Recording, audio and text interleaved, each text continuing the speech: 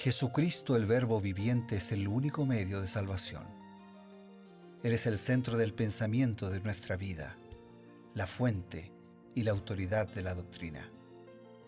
El principal propósito de la vida de Cristo fue la obediencia a los mandamientos, exaltando la ley de Dios como un reflejo de su carácter.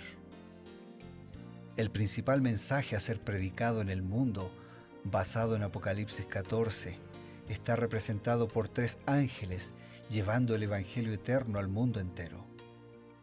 Este mensaje se basa en los encantos inigualables de Cristo y declara que la hora del juicio ha llegado y llama a obedecer los mandamientos de Dios. Mediante su palabra, Dios ha comunicado a los hombres el conocimiento necesario para la salvación. Las Santas Escrituras deben ser aceptadas como dotadas de autoridad absoluta y como revelación infalible de su voluntad. Y aunque el canon de las Escrituras inspiradas está cerrado, el Espíritu Santo continúa iluminando, amonestando y confortando al pueblo de Dios a través del testimonio de Jesús, el Espíritu de profecía. El camino a la vida se traza a través de un camino angosto que debe ser recorrido con confianza a las promesas que Dios dejó a hombres y mujeres fieles que dedicaron sus vidas hasta la muerte por el Evangelio eterno. Los fundadores de la Iglesia soñaron con el día en que la revelación sería una realidad en sus vidas. Miraron con los ojos de la fe a aquel día glorioso cuando finalmente la promesa sería cumplida en la venida magistral de Jesucristo a esta tierra para recompensar a cada uno según sea su obra.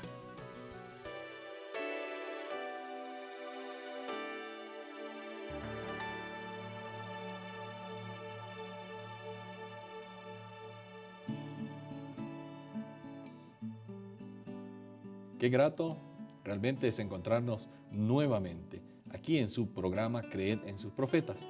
Esto es Red Nuevo Tiempo, la señal de esperanza, y juntos compartimos la palabra de Dios y también la profundizamos, amplificamos para beneficio nuestro, para beneficio de todos los que nos acompañan diariamente.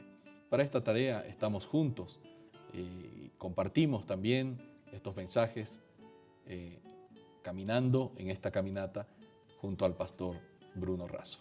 Gracias, Pastor Eber, y lo hacemos con gratitud a Dios, con gratitud a todos nuestros amigos y hermanos, y nos movemos con la premisa bíblica que creyendo en Dios estamos seguros y creyendo en sus profetas somos prosperados. Así que tomamos el capítulo de la Biblia y buscamos comentarios de Elena de White que sintetizan las lecciones que se destacan en ese capítulo.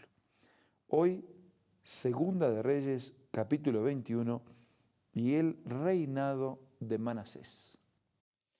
Ayer hemos visto, pastor, que el padre de Manasés, Ezequías, había estado pidiendo al Señor un tiempo más de vida y entonces se lo concedió el Señor.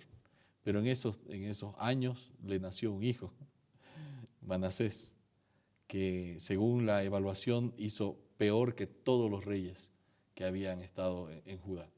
Ya no existía más el reino de Israel, había desaparecido en manos de los asirios, pero todavía el reino de Judá se había mantenido.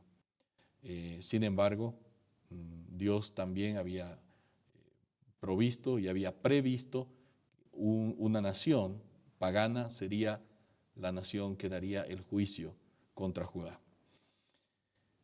Manasés, conocemos que él llenó, dice, a Jerusalén de altares, de ídolos, apartó, ¿no?, de la mente y del corazón de Dios, de los hombres a Dios.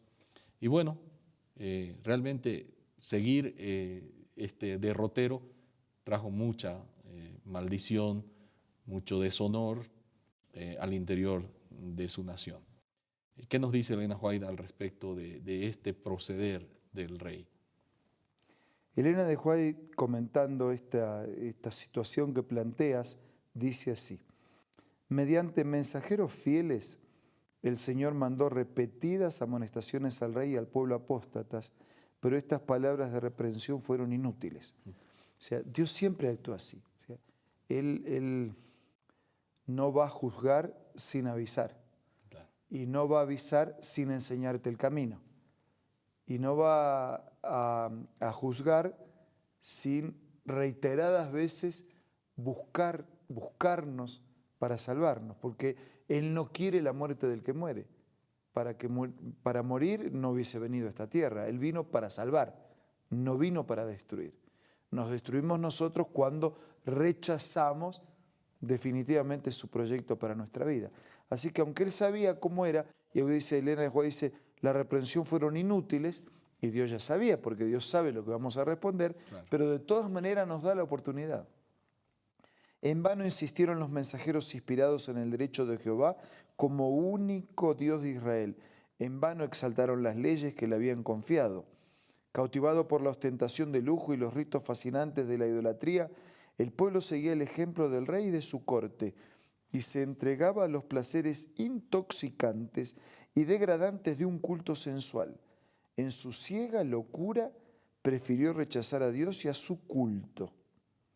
La luz que le había sido dada con tanta misericordia se había vuelto en tinieblas y el oro fino se había empañado. Triste, ¿no? Porque tenía todo para ganar, claro, y al final terminó peor que aquel que no conocía nada, porque desaprovechó, porque desperdició, porque se abusó y dejó de vivir lo que tendría que haber vivido. Sin duda. Dicen los comentaristas y la tradición judía también menciona que este Manasés estaba tan absorto en la idolatría que no quería que ningún profeta se le acercara. Isaías, que vivía en este tiempo, le había amonestado muchas veces y él se encerró en eso a tal punto que llegó a aborrecer a Isaías, lo metió en un tronco hueco de un árbol y lo mandó a cerrar. Porque quería callar al mensajero, ¿no? Callar al mensajero. Y bueno, finalmente, como sabemos, todas las amonestaciones fueron inútiles.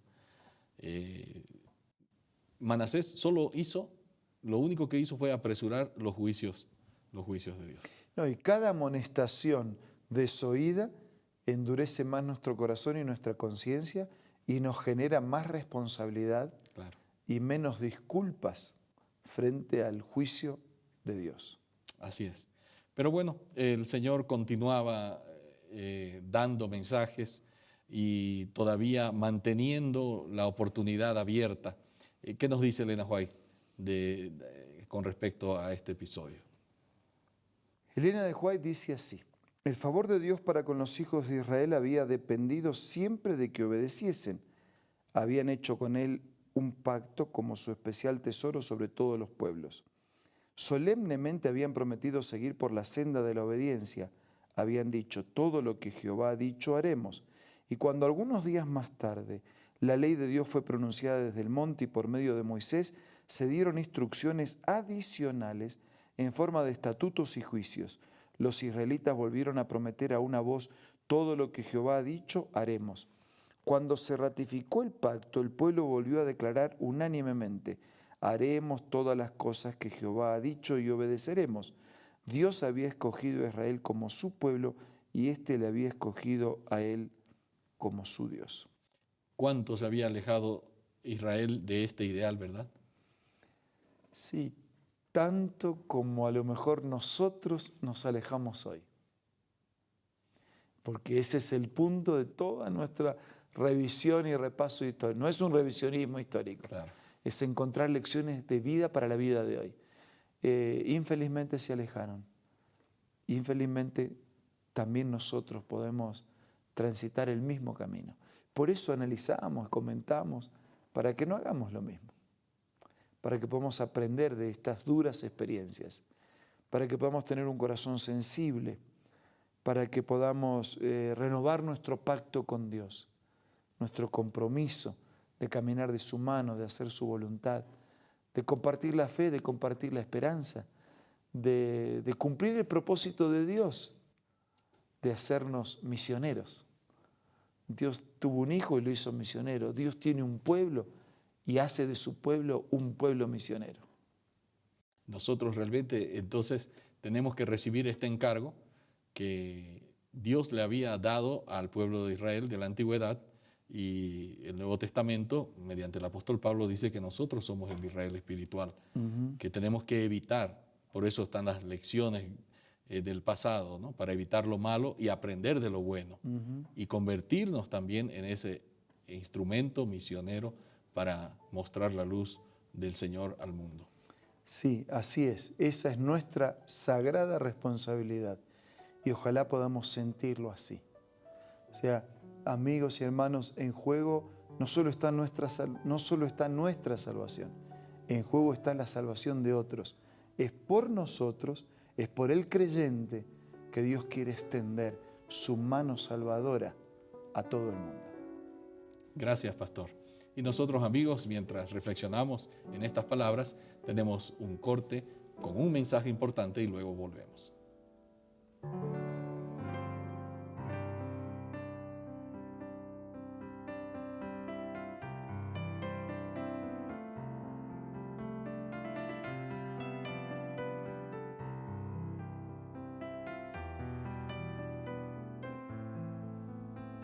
Hola, ¿qué tal?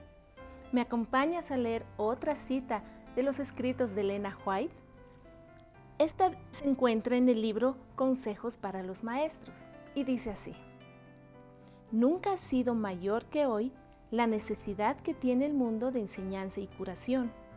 Está lleno de necesitados que requieren nuestra atención: los débiles, los impotentes, los ignorantes, los degradados. La continua transgresión del hombre durante casi 6.000 años ha producido enfermedad, dolor y muerte. Multitudes están pereciendo por falta de conocimiento. Mira, estos libros y otros pueden ser parte de tu biblioteca personal y te invito a que los puedas adquirir buscando en la página www.aces.com.ar o visitando una iglesia adventista del séptimo día cerca del lugar donde tú te encuentres. También puedes descargar la aplicación Elena G. de White del App Store o del Play Store.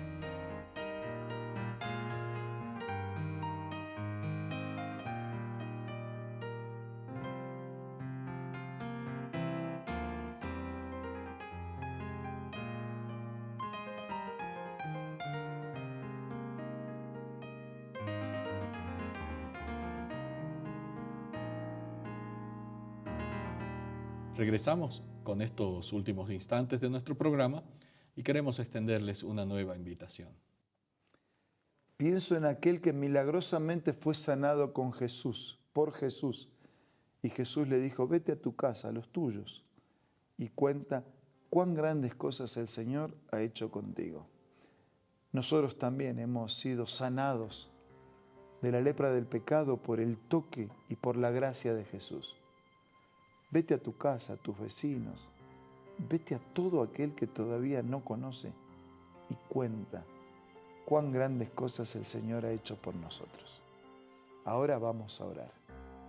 Gracias, Señor, por las grandísimas cosas que has hecho en nuestra vida. No nos alcanza el tiempo para enumerar y para agradecer tantas bendiciones y tantas maravillas. Solo te pedimos que nos ayudes a compartir con otros de la paz que experimentamos, de las bendiciones, de la protección, de las promesas presentes y futuras y de todo lo que tienes para nosotros, pero que también lo tienes para todos. Bendice a nuestros amigos y hermanos y ayúdanos para que cumplamos el propósito por el cual vivimos. Oramos agradecidos en el nombre de Jesús. Amén. Esto ha sido Creed en sus profetas. La promesa, encontrarnos una vez más el día de mañana, Dios mediante, por la Nuevo Tiempo. Será hasta entonces.